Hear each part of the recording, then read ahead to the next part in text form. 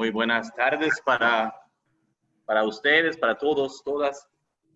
Quisiéramos entonces comenzar esta reunión, esta reflexión sobre la resurrección de Cristo con una oración. Entonces comenzamos con esta oración. En nombre del Padre, del Hijo, del Espíritu Santo. Amén. Señor, después de resucitar a los muertos, no solamente saludaste a tus discípulos con el saludo de la paz, también les entregaste el Espíritu Santo, les enviaste para anunciar la buena nueva, a ser tus testigos.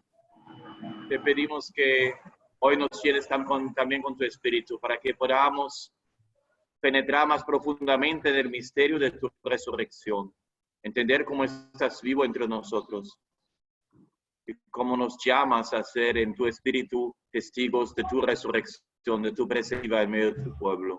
Tú que vives y reinas por los siglos de los siglos. Amén. Entonces el Padre Keita me ha pedido que hable sobre la aparición delante de los 11 y me señaló tres textos bíblicos. 1 Corintios 15:5, donde dice que Jesús apareció a Cefas y después a los 11, sin más explicaciones. Sabemos que San Pablo en la primera carta a los Corintios presenta como un listado de apariciones.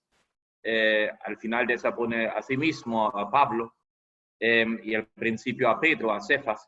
El otro texto es Marcos 16:14, donde dice que en la tarde del mismo día se apareció a los discípulos reunidos. Marcos en el capítulo 16, versículo 9 hasta 20, realmente es un apéndice del Evangelio donde hace un resumen de las apariciones y hace referencia por eso también de las apariciones de Lucas. Y realmente el texto que manda es evidentemente el de Lucas 24, Lucas 24 del versículo 36 en adelante. La aparición delante de los apóstoles, entonces en este mismo día. Creo que vamos a enfocarnos entonces un poco en el texto de Lucas, donde realmente está desarrollado esta aparición. Y vemos algo quizás sorprendente y sin embargo que fortalece más las apariciones del resucitado, es que no son idénticos los diferentes evangelios, hay muchas diferencias. Eso nos da como un índice que detrás de eso hay muchas fuentes diferentes, muchos diferentes testigos que relatan ese gran misterio de la resurrección, que al mismo tiempo sentimos como faltan palabras para describir esta experiencia tan nueva, una experiencia para la cual no hay comparación, no hay paragón, no hay como algo con que compararlo, algo completamente nuevo, diferente a lo que se conoce en la historia de la humanidad. Es la resurrección. Y eso se refleja también en esa descripción. Voy a leer un momentico el texto de Lucas para que después podamos compartir un poquito sobre ese texto, sobre lo que nos quiere decir y la importancia para nosotros hoy. Estamos en Lucas 24:36 en adelante. Tengo aquí la traducción de la Biblia de Jerusalén. Estaban hablando cuando él se presentó en medio de ellos y les dijo: la paz con ustedes. Resaltados, asustados, creían ver un espíritu, pero él les dijo: ¿por qué se turban? ¿Y por qué se suscitan dudas en sus corazones? Miren, mis manos y mis pies, soy yo mismo.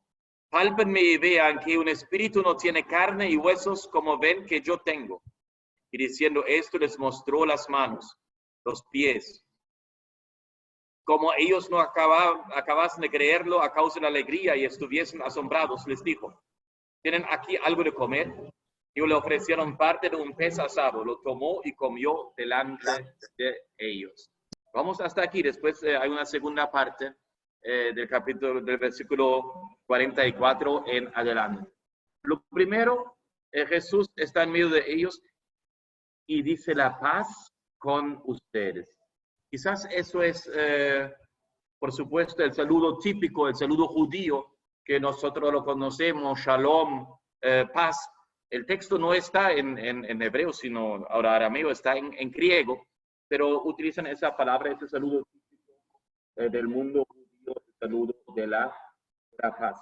Pero sabemos que esa paz es mucho más que no haya guerra o algo así, sino esa paz es como el don de la gracia, es como el don de la unión profunda con Dios, es como el regalo de su amor.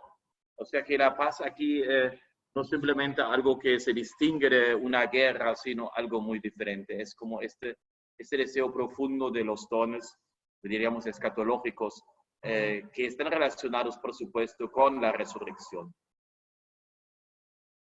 Pero dice aquí, entonces estaban sobresaltados, y traduce aquí la Biblia de Jerusalén, porque creían ver un espíritu. Bueno, Cristo es espíritu, por supuesto. Sin embargo, aquí hay algo más. Quiere decir que no es una alucinación, no es un fantasma, no es una sombra. La creencia del mundo griego, y Lucas sin duda viene de ese mundo greco-romano, más que del mundo hebreo, es que los muertos llegan al Hades y en el Hades viven como unas sombras, unos fantasmas que quizás pueden hacer asomo y cosas de esto, pero no realmente no son como ya algo que se podría palpar. Es una realidad que triste, no realmente llena de júbilo, de triunfo, no es un gozo, sino es un dolor de toda manera estar en el Hades, estar entre el reino de los muertos, ya no vivir. Y aquí hay algo diferente. Jesús quiere mostrarles que no es en este sentido un espíritu, no es una sombra, no es como, no está en el reino de los muertos como está en el Antiguo Testamento, en tantos salmos también lo menciona. Los muertos no te alaban, dice el Salmo 88, por ejemplo, ¿no? No es esto la realidad de Jesús. No es una realidad diferente. No es simplemente un muerto que viene del más allá y asusta a la gente o quizá lo consuela también. Es algo diferente. Es que ha resucitado y eso tiene que ver con el cuerpo. Nosotros decimos en el credo por eso resurrección de la carne. Y por eso dice que no es un espíritu, es el cuerpo que ha resucitado. Es todo lo que pertenece a Cristo. Y eso lo muestra ahora de dos maneras. La primera manera, muy relacionado al mismo texto en el Evangelio de San Juan, lo conocemos del capítulo 20 de San Juan, donde aparece primero a los 11, o mejor dicho a los 10, porque Tomás ahí tampoco está presente, y después a Tomás 8 días después, y muestra las llagas. Aquí también lo mismo, dice, muestra las manos y los pies. Es interesante que Lucas no menciona las llagas, y sin embargo es evidente que el mostrar las manos y los pies, a diferencia de donde habla de las manos del costado abierto, aquí son las manos y los pies, que se refiere, por supuesto, a los clavos y esos pies. Por supuesto, este también es el único lugar donde vemos con evidencia que también los pies no estaban amarrados con una soga, sino con un clavo, porque muestra entonces los pies, las manos, muestra las llagas. O sea, lo primero que quiere mostrar su corporalidad y mostrando la continuidad con la vida anterior. Hay una descontinuidad, hay algo diferente, está resucitado, pero también hay una continuidad que tiene ahora mismo también las llagas en las manos y en los pies. O sea, la primera cosa que él muestra es esto y invita a lo mismo como en San Juan, palpen esto, agárrenlo, véanlo, vean que un espíritu no tiene carne y hueso. Entonces ahora carne y hueso en un sentido de lo que se va a pudrir en la tumba, sin embargo es carne y hueso, es un cuerpo resucitado. Nosotros realmente no sabemos lo que es un cuerpo resucitado, solamente lo podemos saber desde la resurrección de Cristo. ¿Cómo es ese cuerpo resucitado?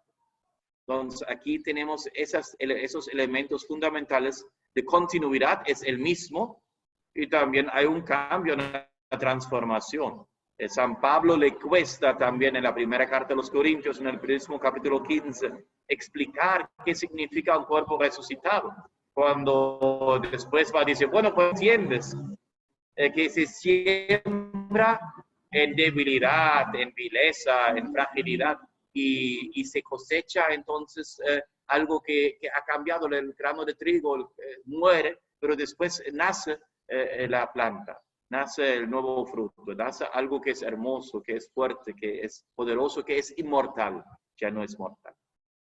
Entonces aquí vemos, pero la insistencia de Lucas, primero con el palpar las llagas, que es un cuerpo resucitado. Es un cuerpo, no es un espíritu simplemente, no, es una resurrección corporal. Y eso es algo muy propio del cristianismo, que en el mundo greco-romano no hay cabida para esto.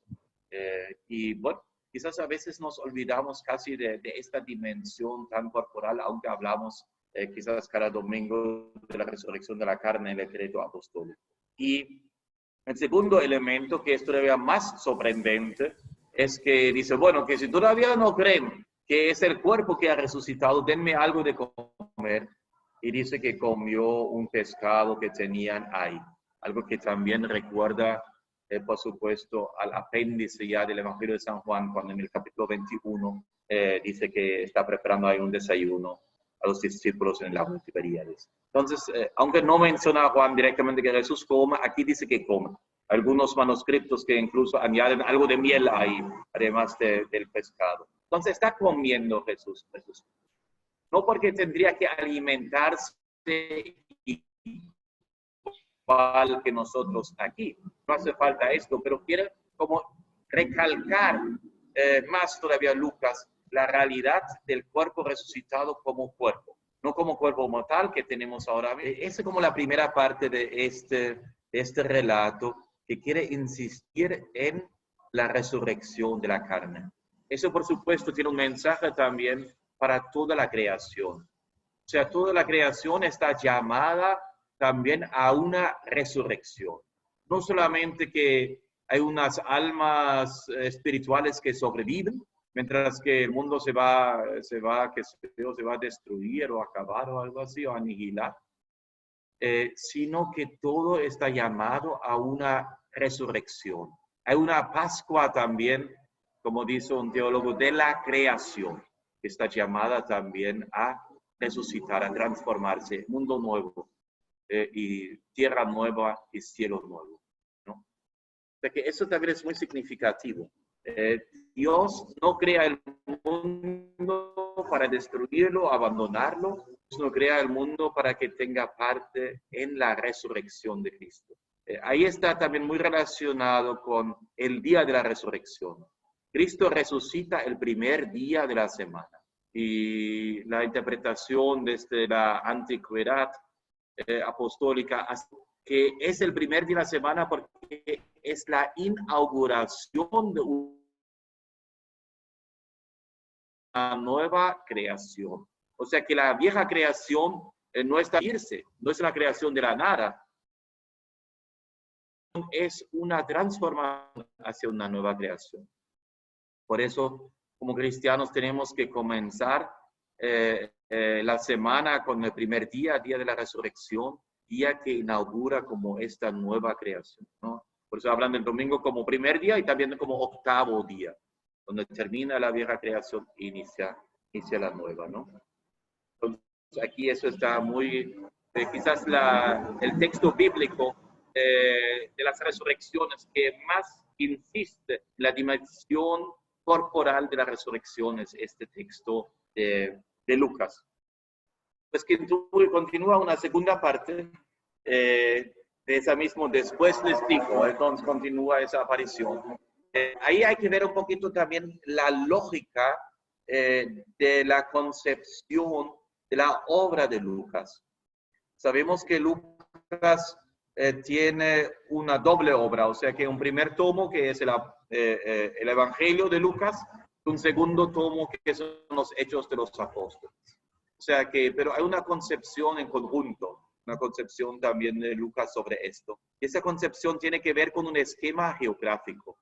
El esquema geográfico es, para simplificarlo, que Jesús está en Galilea, desde que comienza a predicar la sinagoga de Nazaret, en el capítulo 4, hasta el capítulo final del capítulo 9, está en Galilea.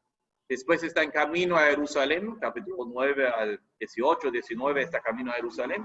Y después está en Jerusalén. Entonces, la resurrección que relata Lucas es exclusivamente resurrección mientras que Marcos, Mateo reenvían a Galilea, y también el apéndice del Evangelio de Juan relata la aparición en Galilea. Lucas se queda en Jerusalén, porque después quiere que desde Jerusalén el Evangelio se expande hacia el mundo entero, ¿no? Entonces, en los Hechos de los Apóstoles vemos como de Jerusalén va a llegar a Samaria, a Galilea, y de ahí hasta el fin del mundo. Y los Hechos terminan cuando el Evangelio llega a Roma, capital del mundo conocido y antiguo.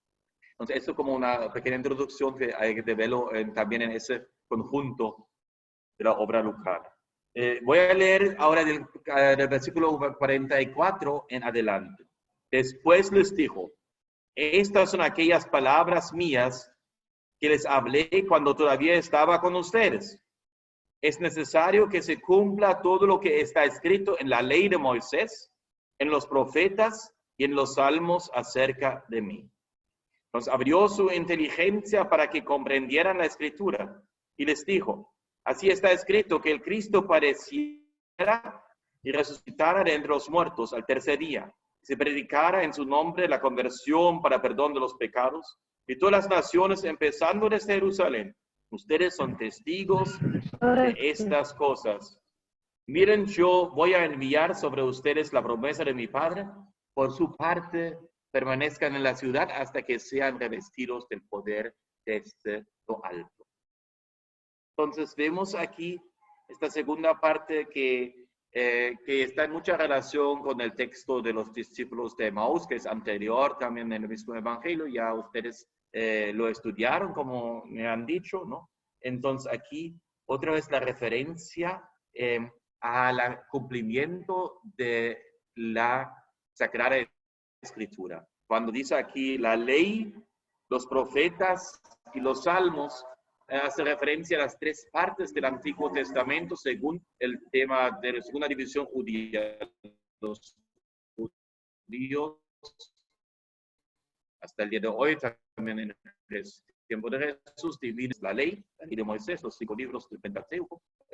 Los profetas, ellos cuentan profetas anteriores, lo que nosotros llamamos esos libros históricos, que son Josué, Jueces y los libros de Samuel y de Reyes, y profetas posteriores, que son los profetas que nosotros conocemos como profetas como son Isaías, Jeremías, Ezequiel y el libro de los 12 profetas. Entonces, la ley, los profetas y los salmos que representan la tercera parte del Antiguo Testamento judío, que son los Ketubim, los escritos, que son todos los otros libros, 11 libros más que hay ahí, que son entonces esos libros que conocemos, los encabezados por los salmos, después vienen Job, los rollos como son Esther, Cantar de los Cantares, etc. Entonces todo habla de Cristo. Entonces va diciendo, no, todo eso habla de mí. Y todo eso dice que el Mesías tiene que morir y resucitar el tercer día. Algo que para la interpretación de la Biblia en tiempo judío no era nada evidente, que el Mesías tenía que padecer. De hecho, no se esperaba un Mesías que padeciera. Nosotros no queremos un Mesías que salva, pero que salva de una manera política, social, económica, pero no estaban pensando realmente en un Mesías que esté como muriendo en una cruz para resucitar el tercer día. Entonces, por eso dice que hay que haber como una nueva interpretación de la ley, de los profetas y de los escritos, para poder entender que todo habla de Cristo muerto y resucitado. Nosotros retomamos esto en el credo, también el credo niceno-constantinopolitano, en el credo grande de la Eucaristía, cuando decimos resucitó al tercer día según las Escrituras. Entonces, según las Escrituras es prácticamente recuerdo de esta indicación que Jesús da a los discípulos que según la ley, los profetas y los escritos, o según las Escrituras, tiene que resucitar al tercer día. Eso necesita realmente una interpretación y ciertamente Jesús le hace ver que hay una dimensión profunda de la Escritura que habla de un Mesías que es Él. Pero de hecho, no simplemente es cumplimiento de lo que el Antiguo Testamento dice, sino es cumplir y superarlo a la vez. Casi siempre cuando Dios hace una promesa, no simplemente la cumple, sino la supera. Se la supera tremendamente. Si podemos ver ya en la lógica del Antiguo Testamento, cuando promete a Abraham que va a tener una tierra y una descendencia, entonces Abraham dice, ¿y la tierra dónde está? ¿La descendencia dónde está? Parece como muy pequeña la tierra, un pedazo de tierra que tiene para enterrar a la difunta Sara y el hijo Isaac que le nace después de viejo, cosas de esto. Pero después Jesús es el cumplimiento de esa promesa también, pues, la descendencia definitiva de Abraham en Jesús. Y por supuesto la tierra que va a dar, no es simplemente esa tierra de que posee Abraham al morirse, ni la tierra de Canaán, sino es el reino de Dios, que por supuesto es mucho más de lo que podría esperar con esta promesa. Entonces, así como ese cumplimiento de la Escritura que se hace referencia ahí, no simplemente cumplir, sino al mismo tiempo es superar tremendamente lo que se podía esperar desde la promesa del Antiguo Testamento. Entonces, ahí viene esa explicación de la Escritura, pero ahora está también el envío, ¿no? Entonces, el paso siguiente es el envío de los discípulos, que ahora se les envía y dice que prediquen en su nombre y especifica aquí, prediquen la conversión, metanoia en el texto griego, ¿verdad? Que el cambio de la mente para el perdón de los pecados. Cristo como el misericordioso, tema central del Evangelio de Lucas, ha venido para el perdón de los pecados. Eso coincide también con el querigma sencillo de 1 Corintios 15, cuando dice Pablo, yo les he transmitido lo que yo mismo recibí, que por nuestros pecados, según la Escritura, fue sepultado y resucitó según las Escrituras, se apareció a Cefas y a los 11. ¿No? El querigma sencillo dice no solamente que murió, sino que murió por nuestros pecados. ¿No? Algo que tampoco se entiende por qué murió por nuestros pecados, y sin embargo es un misterio de la fe, ¿verdad? Que Cristo murió y así nos salvó también de nuestros pecados. Y eso hay que llevar a todas las naciones, empezando desde Jerusalén. El esquema de los Hechos de los Apóstoles ya se anuncia aquí. Saliendo de Jerusalén se va a anunciar a todas las naciones la buena nueva. Y ustedes son testigos de esto. Entonces, eso es ser testigo. De hecho, aquí hay como en cierto sentido el final del Evangelio. Ustedes son testigos de esto. Ser testigo. Ahí había comenzado el Evangelio de Lucas cuando dice, yo he anotado cuidadosamente todo lo que he sabido a través de testigos oculares. Y al final el Evangelio dice, bueno, no solamente son esos testigos, ahora ustedes también son testigos de la resurrección. Es algo que es propio del cristiano, realmente ser testigo de la resurrección, llamado a ser testigo de Cristo. Testigo de Cristo tiene que ser testigo de Cristo resucitado. No solamente testigo de su enseñanza, de sus milagros, de lo que haya hecho, no, mucho más profundamente, testigo de su muerte y resurrección, testigo del misterio pascual. Entonces, ustedes son testigos de estas cosas, a eso son enviados. Y aquí hay algo más que viene aquí, que viene anunciando también ya el don del Espíritu Santo. Recordamos que en el Evangelio de Juan, en esa misma escena, aparece a Cristo soplando sobre los discípulos y diciéndoles, como el Padre me ha enviado a mí, les envío yo, y reciban el Espíritu Santo, ¿no? A quienes perdonan los pecados les quedan perdonados. Entonces, como con palabras diferentes, hay una coincidencia muy, muy profunda entre lo que dice Juan, capítulo 20, y que dice aquí Lucas 24, ¿no? Don del Espíritu, perdón de los pecados, envío, como el Padre envió a Cristo, así Cristo envía ahora a su Espíritu. Miren, yo voy a enviar sobre ustedes la promesa de mi Padre. Lo pongo un poco en el futuro porque en el esquema de Lucas aparece, por supuesto, ese espíritu, promesa del Padre, especialmente el día de Pentecostés, que inicia en el capítulo 2 o sea que se relata en el capítulo 2 de los Hechos de los Apóstoles, relacionado también ya con lo que se había dicho aquí, enviado a todas las naciones. ¿No? En Pentecostés, la unión de las naciones que escuchan la buena nueva.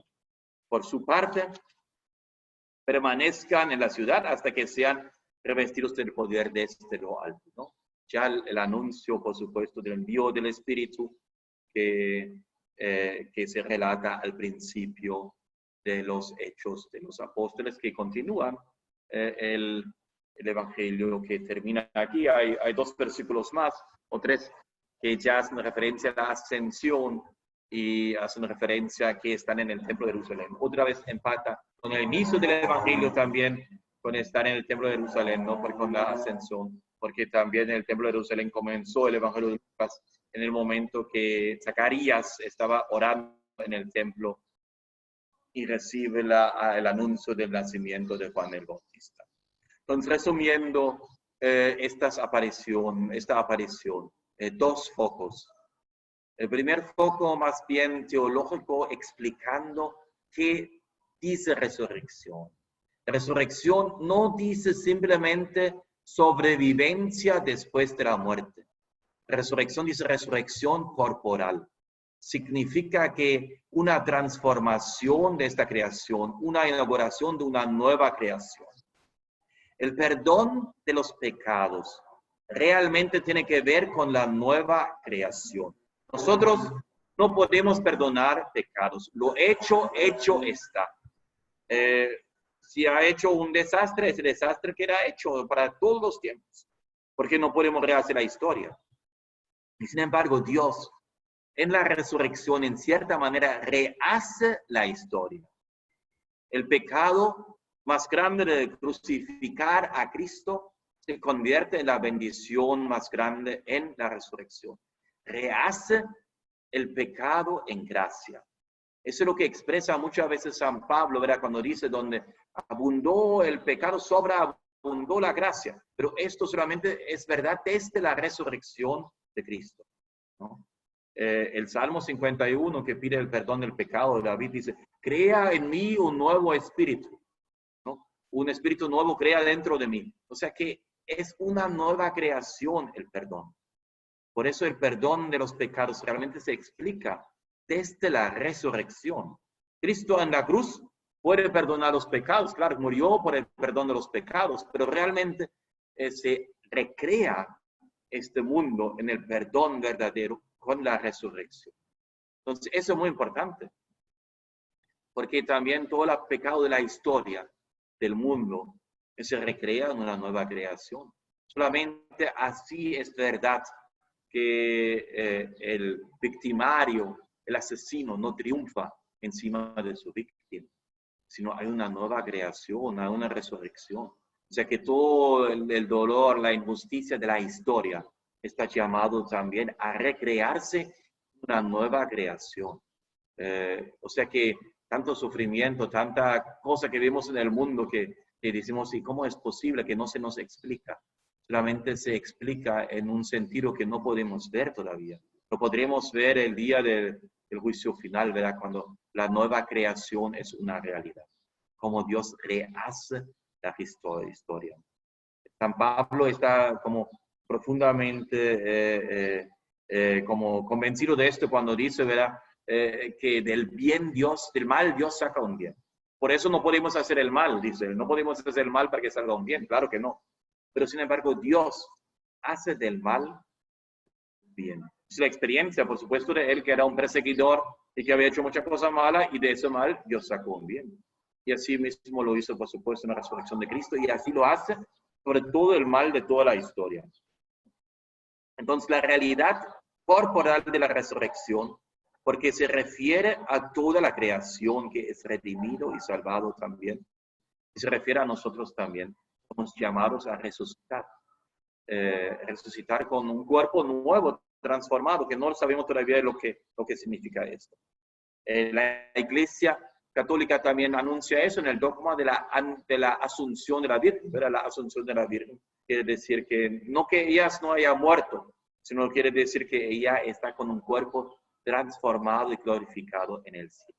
No simplemente con un alma sino también con un cuerpo resucitado. Asunta al cielo. Entonces, lo primero, la insistencia en esa dimensión corporal expresada por las llagas, por el palpar y últimamente con el comer incluso, ¿no? Diciendo que esa materia también se va a transformar, todo lo que es creado. Y después, en la segunda parte, esto ahora hay que anunciar. Hay que anunciarlo como cumplimiento de la Escritura, de la ley, de los profetas, de los escritos, de los salmos. Hay que anunciarlo como perdón de los pecados a través de la conversión, de la metanoia. Y eso hay que anunciarlo a todas las naciones y todos los pueblos, para que esta fuerza de lo alto, esa promesa del Padre, este espíritu, realmente pueda vivir y transformar toda esta creación. Y para esto son ustedes testigos, dice a los discípulos. Y por supuesto, eso es algo que es dicho a la iglesia. La iglesia tiene que ser testiga de la resurrección. Tiene que dar testimonio de este misterio, de la muerte y resurrección de Cristo, de esta dimensión última, también de toda la creación llamada a resucitar con Cristo, de esa esperanza de esta fe. Para esto hay que ser testigo. Es algo que hemos también experimentado. Estamos viviendo eso también. Y eso se ha muestro muy claro también en el texto anterior, los discípulos de Emaús, pero aquí también se explica eso de nuevo. Esto hay que entender. Eso se entiende desde la Escritura, pero se entiende en una interpretación que es más que un cumplimiento, una superación de todo lo que se había anotado. Bueno, hasta aquí quizás una pequeña introducción sobre este texto de la aparición a los 11, como Lucas lo presenta en esas dos dimensiones y vertientes, y por supuesto con un envío también que implica por supuesto a la iglesia y que implica en ese sentido también a nosotros de ser testigos de la resurrección de Cristo. Bueno, un verdadero camino y ver esto, ese enfoque sobre todo, Padre, de ver la resurrección de nuestro cuerpo, porque a veces entramos en un ambiente intimista y vemos la resurrección solamente del alma, del espíritu. Muy buen aporte desde esta explicación, porque continuamente como que se queda en el inconsciente nuestro, oramos por las almas, pero a veces no es alma, es todo el cuerpo, es toda la persona que el Señor va a resucitar. Yo creo que eso es muy significativo, porque de verdad que en la devoción también de nosotros está mucho más presente lo que se llama la inmortalidad del alma que la resurrección, ¿verdad? Pero el punto del Nuevo Testamento insiste en la resurrección, por eso también la insistencia de la segunda venida de Cristo, que tiene que ver también con la dimensión de la resurrección. Pero fíjate, la costumbre cristiana también siempre ha pensado en esa resurrección. Nosotros, o si tú vas, por ejemplo, debajo de la Catedral San Pedro en Roma, hay una necrópolis, había como un cementerio del ciclo de tiempos anteriores, de mucha antigüedad, y es bastante fácil distinguir dónde hay un cristiano y dónde hay un romano, porque los romanos quemaban sus cadáveres, como muchas religiones hoy lo hacen también, y lo quemaban como para decir también, quiero liberar el alma de toda la atadura del cuerpo, ya hay que liberar el alma completamente del cuerpo. Y los cristianos no quemaban sus cadáveres diciendo, no hay que liberar el alma del cuerpo, sino el cuerpo tiene que resucitar también. Esa es una dimensión simbólica, ¿verdad? Por supuesto, si uno quema el cadáver, por eso no deja de resucitar. Pero sí el simbolismo detrás de esto, diciendo, nos paramos que toda la creación, también el cuerpo humano, que es el instrumento con que nos comunicamos a los demás, nos comunicamos siempre como cuerpo, ¿verdad? El alma se comunica a través del cuerpo a los demás. Dice, no, que ese cuerpo tiene que esperar la resurrección. La devoción de la iglesia de entrar en el altar, siempre como las reliquias de los santos, por supuesto, está relacionado a la resurrección de la carne, a la resurrección. Dice, no, ahí está el mártir, ahí está ese santo que va a resucitar con Cristo entonces tiene que estar aquí junto a nosotros, ¿no? Entonces, esa dimensión de la resurrección, ¿no? Por ejemplo, ahora con el tema de la pandemia, hay hasta una circular del arzobispo de Santo Domingo diciendo que no hay problema con quemar los cadáveres por razones higiénicas, etcétera, etcétera, ¿verdad? Pero el valor simbólico del entierro que durante siglos la iglesia lo ha hecho así, es simplemente esto de recordar que nosotros no despreciamos el cuerpo. Nos vemos el cuerpo bueno como parte de la creación llamado a resucitar. ¿Cómo resucita? Bueno, ya San Pablo hizo mucho trabajo explicar esto y que tenemos el único ejemplo de Cristo, ¿verdad? Pero nosotros tenemos como algunas dimensiones ahí, ¿ok? Es interesante que Cristo enseña las llagas, las manos y los pies.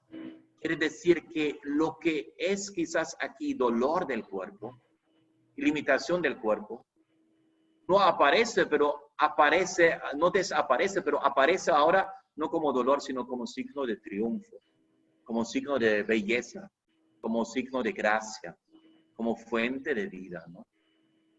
Porque a veces la gente está preguntando, y una gente que sea manca, que le falta un brazo, entonces cuando resucita también le va a faltar el brazo. Bueno, que eso por supuesto es una pregunta que no tiene respuesta, ¿no? Disparatosa.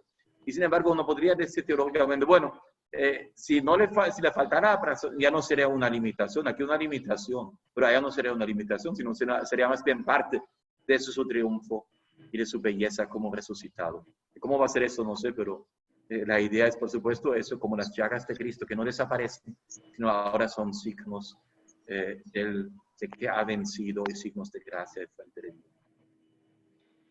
Bien, agradecemos al Padre Martín. Ahora es un espacio, Padre, para que si algún hermano tiene hermana tiene alguna pregunta, duda, algún aporte a la luz de lo que nos has presentado, abrimos los micrófonos para quien desee, puede ir levantando la mano y manifestar sus inquietudes en torno a esta aparición de Cristo resucitado. Francisco Guerra, Javier, vamos a ver.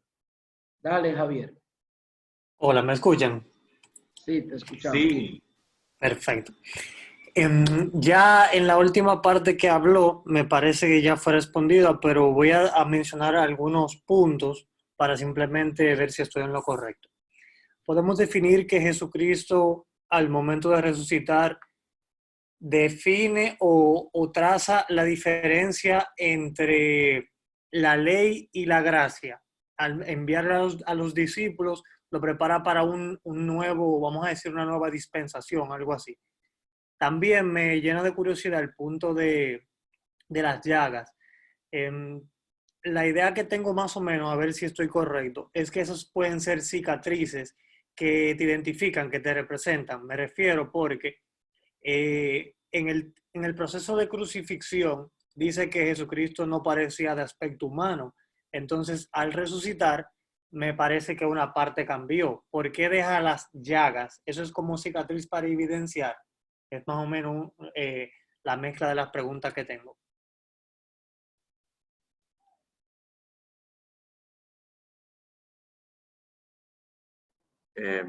Bueno, primero el tema de la ley y de la gracia. Yo creo que eso es fundamental. Eso realmente fue lo que entendió San Pablo en el camino a Damasco. San Pablo convencido que él es muy bueno, que él es santo, que él es, como dice en la carta a los Romanos en el capítulo 12, le caracteriza a los judíos: tú te crees luz de los ciegos, instructor de los ignorantes, etc. Y se creía esto porque habla de sí mismo y prácticamente, ¿no?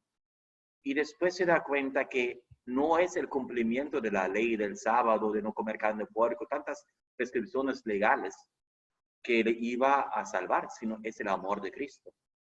Porque la experiencia de la resurrección de Cristo para Pablo es, por supuesto, la experiencia de su amor. Entonces, lo mismo experimentan, por supuesto, los discípulos.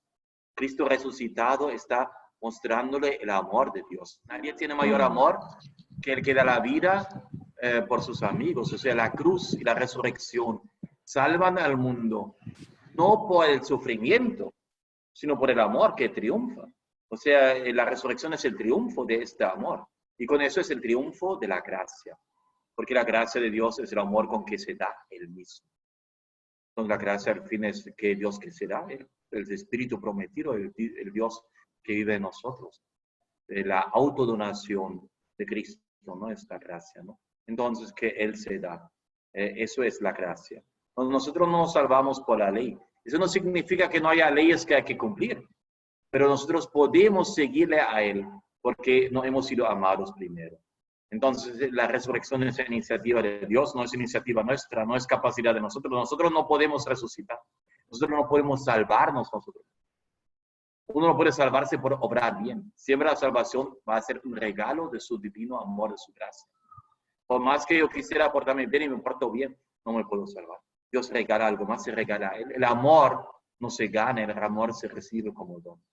Entonces, por esto, por supuesto, la resurrección es expresión máxima de esto. O mejor dicho, es la expresión del triunfo de esa entrega que se vive en la cruz cuando Él se da.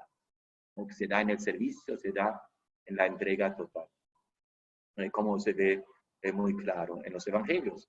Y eso también es prácticamente el cumplimiento del Antiguo Testamento, de la alianza. Porque la alianza era que Dios se da, pero se da como con un acuerdo mutuo. Pero ahora se supera esto mucho más, que se da mucho más todavía. Se da Él mismo. No prometía cosas, como prometió quizás a Abraham, una tierra, una descendencia. No está prometiendo cosas, sino está dándose Él mismo. Eso superando mucho lo que se había allá. La ley y la gracia, ¿no? Por supuesto, el Nuevo Testamento, el Evangelio es el Evangelio de la misericordia, de la gracia. Parece se ha ido un poco la señal, Padre Martín, no sé, soy yo, creo que sí que sé. Vamos a esperar un momento a ver si vuelve a reconectar. Mirar que esta experiencia de los 11, de los discípulos, esta connotación que el Padre hacía también del envío, de la misión, ustedes serán mis testigos. Es importante porque la resurrección no solamente es que yo resucito, que sino que el Señor me hace su testigo. Entonces vamos a esperar un momento a ver si podemos conectar de nuevo con el Padre Martín. Se le ha ido la señal y poder continuar con las preguntas que podamos tener en torno a esta aparición, que como va el Padre se puede dividir en dos partes, dos momentos, caracterizada por la paz, por esta cercanía de Jesús y por la promesa del Pentecostés del Espíritu Santo, con esta invitación a permanecer en Jerusalén. Entonces, esto que hablábamos y podemos seguir conversando sobre el tema de lo que el Padre nos ha planteado, cualquier aporte que podamos hacer o inquietud, pues seguimos a lo que esperamos al Padre Martín. Mirar esto de la resurrección como compromiso también, no como algo que me mantiene pasivo, sino que el resultado me compromete, pero no me deja solo. Tengo la acción del Espíritu, una promesa: permanezcan en Jerusalén, permanezcan unidos, y yo les daré la promesa, dice Lucas al final de este evangelio que estamos meditando.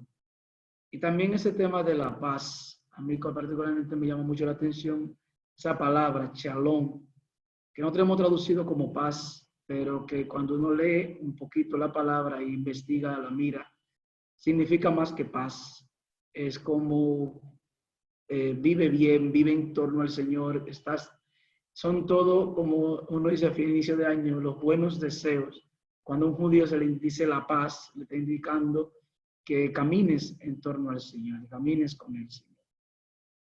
Francisco hablaba un poco de Javier, hablabas de las llagas.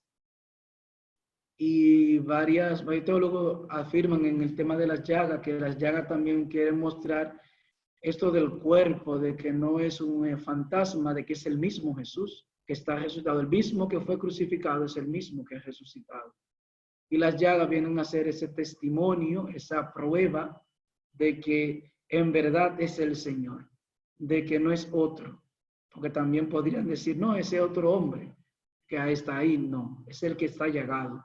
La llaga, por así decirlo, serían la prueba evidente de que es el mismo cuerpo que ha estado en la cruz, claro, ahora glorioso, no el cuerpo sufriente como tal.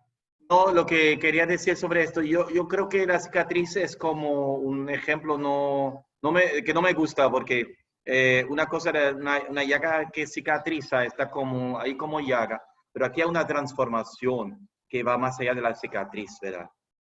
Porque siempre se ve como la llaga como una apertura donde sale la gracia.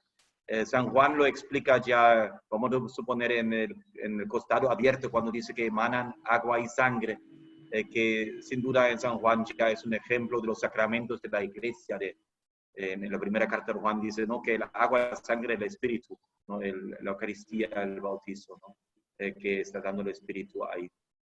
Entonces, por eso yo creo que es como algo más que una cicatriz. Es como una transformación de lo que es dolor en gracia. Creo que algo de eso podemos experimentar a veces en nuestra vida. Que una herida de nosotros, que tenemos, una herida que no tiene que ser corporal, puede ser espiritual, o que sea una herida. Normalmente con mi herida, yo voy hiriendo a otros. Si me hiera algo, con esa herida mía también yo hiero al otro. Pero se puede sanar. Y no solamente cicatrizar, sino puede ser un instrumento de sanación. Entonces, ahí la herida que yo he vivido puede ayudar también a sanar a los demás, a hacer un bien. Se convierte como el mal, se convierte en un bien. Creo que alguna vez hemos experimentado eso también, que el mal se hace un bien. Y eso es también la resurrección, ¿no? Y un bien no solamente para mí, sino el bien siempre pasa, ¿no? Diffusivum sui, dicen los viejos teólogos, o sea que se expande, se derrocha, va hacia los demás, ¿no? Bueno, no sé si eso es. Muy bien, ¿alguien más, alguna otra persona con duda, aporte, inquietud? No tengan miedo. No, no tengan miedo, dice el Padre. No temas. La hermana Patria. Buenas tardes. Era para abundar en la pregunta del joven, la tercera parte, donde decía que dicen las escrituras que Jesús no se veía como humano, pero no era porque no era un hombre, es porque los golpes, las laceraciones, las espinas que le clavaron, transformaron su rostro, su cuerpo, lo dice Isaías, en el varón de dolores.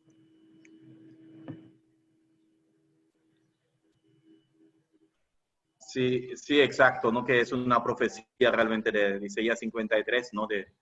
Del canto del siervo de Yahvé, y no significa que no sea humano, ¿no? Que a una expresión ahí, no soy humano, soy como un gusano o algo así, ¿no? Pero no significa que se desaparece la naturaleza humana, sino que el maltrato tan tremendo, ¿no? Es algo que hoy también sucede, que muchas veces los humanos no son tratados de una manera humana, ¿no? Se deshumaniza al ser humano en el trato, ¿no? Se oscurece también lo que es la imagen y semejanza de Dios en los hermanos, ¿no? Aquí en el chat preguntan, Padre, para ser testigo del resucitado es necesario reconocer a un Jesús de perdón y de gracia. Dicen, para ser testigo del resucitado. Sin duda. Sin duda. O sea que sin duda que da testimonio de Cristo resucitado, tiene que ser testimonio de este Cristo, que es el Cristo que envía, como dice, como acabamos de escuchar, ¿verdad?, a perdonar los pecados. O sea, anuncio de salvación. Cristo no ha venido a condenar el mundo, sino a salvar al mundo, por supuesto. Si no, no tendría sentido todo esto, ¿no? Y su obra es una obra del amor, o sea que eso es lo que se va a anunciar, ¿no? Como San Pablo, ¿verdad? Ya no vivo yo, dice él, sino Cristo vive en mí. El que se ha entregado por mí y que me ha amado, ¿no? Y ha muerto por mí. Entonces, eso es la experiencia de Cristo resucitado, es la experiencia de su amor. Y tenemos que ser testigos de esto, por supuesto, ¿no? Y confiar en esa fuerza transformadora, de ese amor divino, de esa gracia, de ese espíritu en nosotros, ¿no? Y me parece muy, muy buena observación. Anunciar, ser testigo de Él, ser testigo precisamente de Cristo, ¿no? De que lleva consolación, como llevó a María Magdalena, que quería donar como hizo con los discípulos, ¿no? Y que pide que se anuncie eso al mundo entero. Muy bien, agradecemos. ¿Alguien más? Y como dice el padre, no tengan miedo. Sí, padre Keiter, Ana Victoria. Ana Victoria. Sí, me asalta entonces duda, confusión con respecto a los judíos que no reconocen a Jesús como el Mesías. Por lo tanto, si no lo reconocen, no lo ven como el Salvador, o sea, no lo ven como el camino para llegar al Padre. Entonces, ¿qué pasa con la población judía que cree en el Padre, pero no cree en Jesús? ¿Cuál es la vía por la que los judíos van a llegar al Padre? Padre. Eso es muy interesante, eso se preguntó también, ¿verdad? Que en Romanos 9 dice, es verdad que lo que quiero decirles, dice San Pablo, dice, yo quisiera yo mismo si con eso podría salvar a mis hermanos según la carne de los judíos, ¿verdad? Pero eso no significa que los judíos se condenen, porque su reflexión, que pasa que no podemos decirlo detalladamente, dice en el capítulo 11 de Romanos, dice, por esto Dios, en su infinita sabiduría, quiso encerrar a todos para poder tener misericordia de todos. Que San Pablo también tiene una fe ya que al pueblo judío. ¿Cómo Dios lo hace? Pues en su infinita misericordia Él sabrá cómo lo hace, ¿no?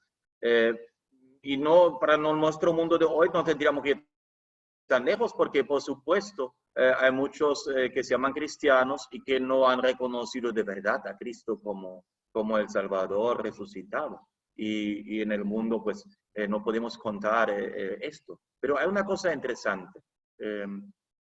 Cristo se hace hombre, la encarnación. Dice como Santo Tomás, ¿verdad? Que la naturaleza humana es el instrumento de salvación del hombre, que asume la naturaleza humana para salvar al ser humano.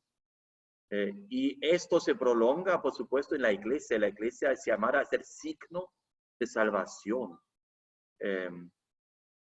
Como Dios, no solamente salvación para los que están en la iglesia bautizados y creyendo y viviendo y participando, sino puede ser también instrumento de salvación para los que no saben nada de esto. ¿Cómo Dios lo hace? Eso nosotros no podemos saber ni explicar.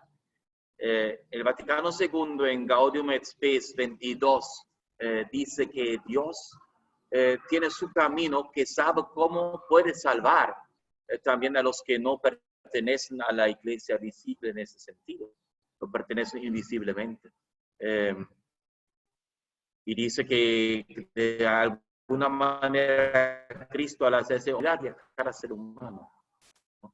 Al hacerse hombre. Entonces ahí hay un misterio de salvación, por supuesto, ¿no? En esa historia de la salvación, también el pueblo judío tiene un papel extraordinario y especial, y lo sigue teniendo. Eso también es una cosa, un fenómeno interesante, ¿no? Que vemos que el pueblo judío hasta el día de hoy tiene una importancia en la historia mundana y en la historia de salvación.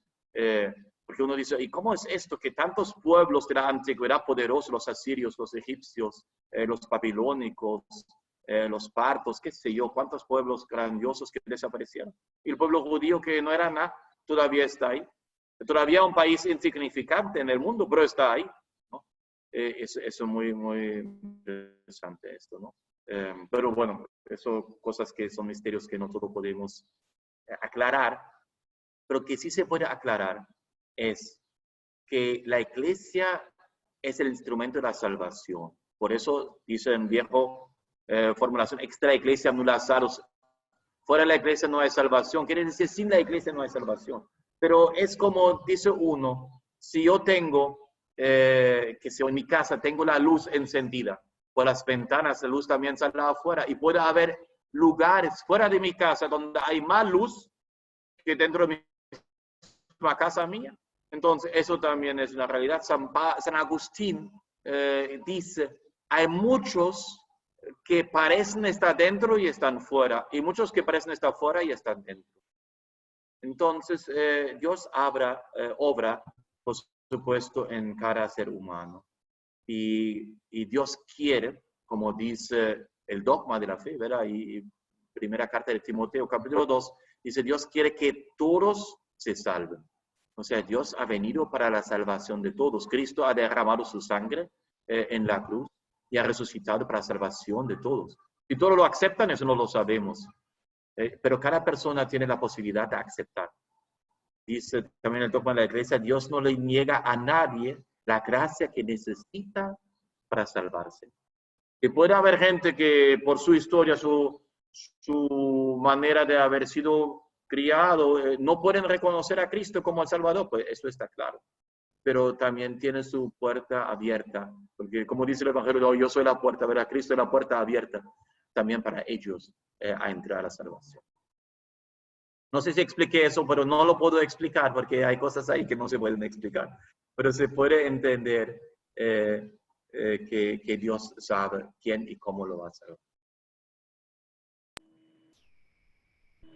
Bien, tenemos en el chat, no sé si Ana Victoria tiene algo que decir en torno a la respuesta. Sí, Padre Martín, gracias. Me parece muy, muy, muy clara su respuesta, y en cierta manera se me ocurre en estos momentos pensar que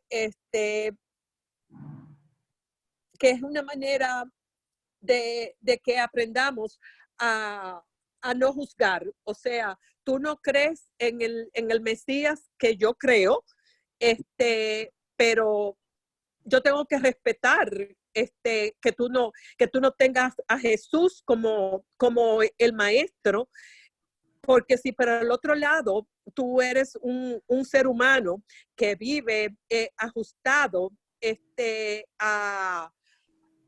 a ciertas creencias que te llevan a ser un verdadero ser humano, la manera en la que tú vas a ganarte la gloria es un asunto del Señor. O sea, es Él quien lo va a decidir. O sea, es Él a la última hora. Si creíste en mi hijo o no,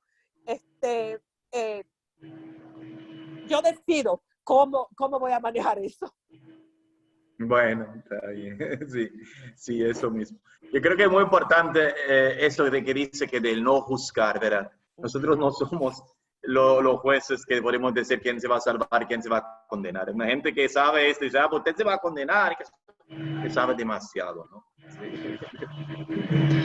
Bien, padre, aquí hay una pregunta interesante en el chat. Dicen, ¿cómo entender la aparición de Jesús a la humanidad ante la situación concreta de la pandemia, desde la perspectiva de la fe, los resultados que se están viendo de miedo, hambre, muerte? ¿Cómo entender la aparición del resucitado para entender a Cristo resucitado en todo esto?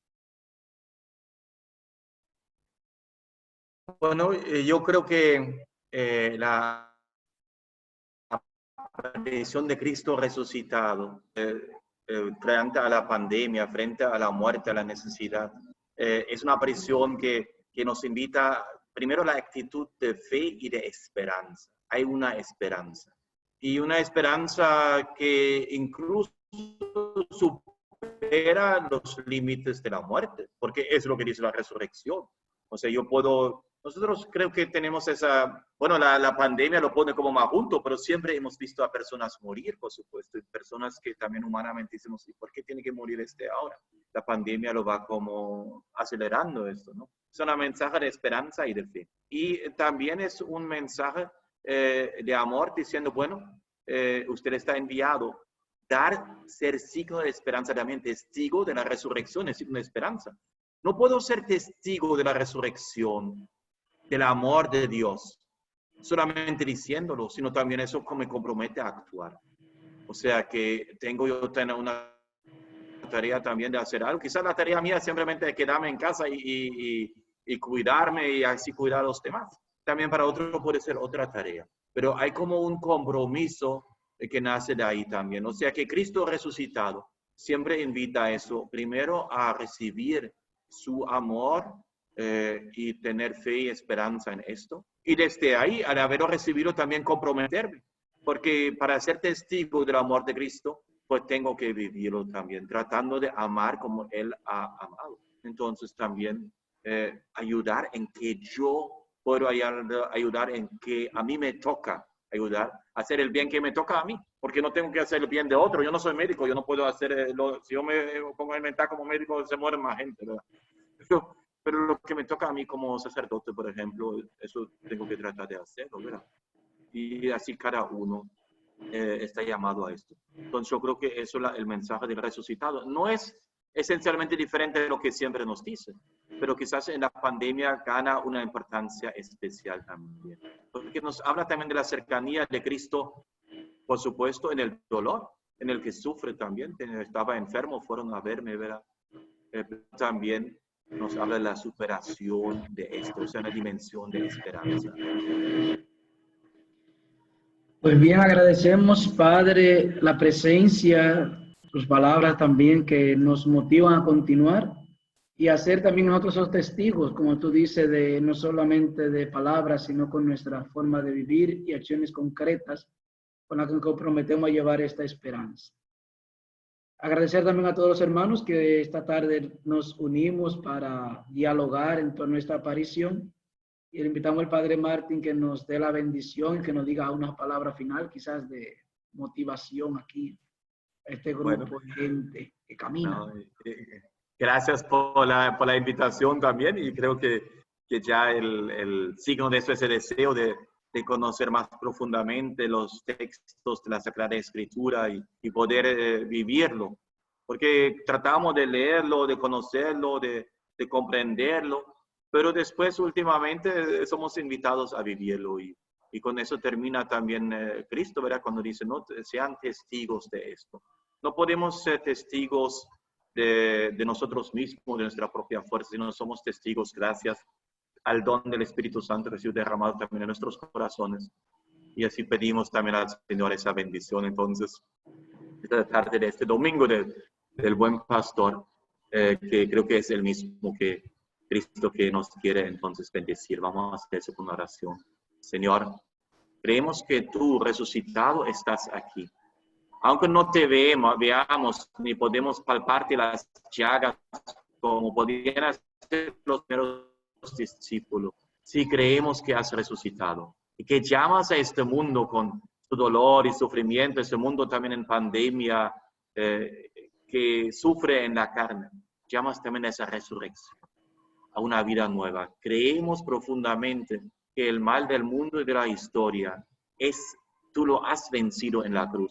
Y el fruto de ese triunfo es esta resurrección, de la cual queremos ser testigos. Bendíganos para que nosotros podamos creer, vivir, esperar más profundamente y amar más como tú nos lo has enseñado. Por eso nos bendiga, proteja el Dios Padre, el Hijo y el Espíritu Santo. Amén. Amén. Bueno, recuerden, que lo pasen muy bien. Gracias, Padre, por la disponibilidad y por siempre estar ahí pronto. Sí. Bien, bueno, entonces recordar, a la orden. Gracias por invitarme. El miércoles nuestro encuentro a las 8:30 de la noche. Seguimos conversando sobre las apariciones de Cristo resucitado. Y este miércoles nos acompañará la hermana Jesús Yesenia. Todos tenemos una cita para el miércoles 8:30 de la noche. Seguimos experimentando y caminando junto al Señor resucitado que quiere hacer de nosotros sus testigos. Buenas tardes y buen resto del domingo. Que el Señor les acompañe. Amén. A ti también. Y a todos los siervos. Amén.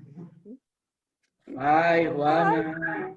Hermano Bye, Antonio, Cecilia, Francisco, Patria, Eugenio, Dominga, y Elvis, a todos. Buenas noches y buen resto del día del Señor. bye. Nos vemos el miércoles.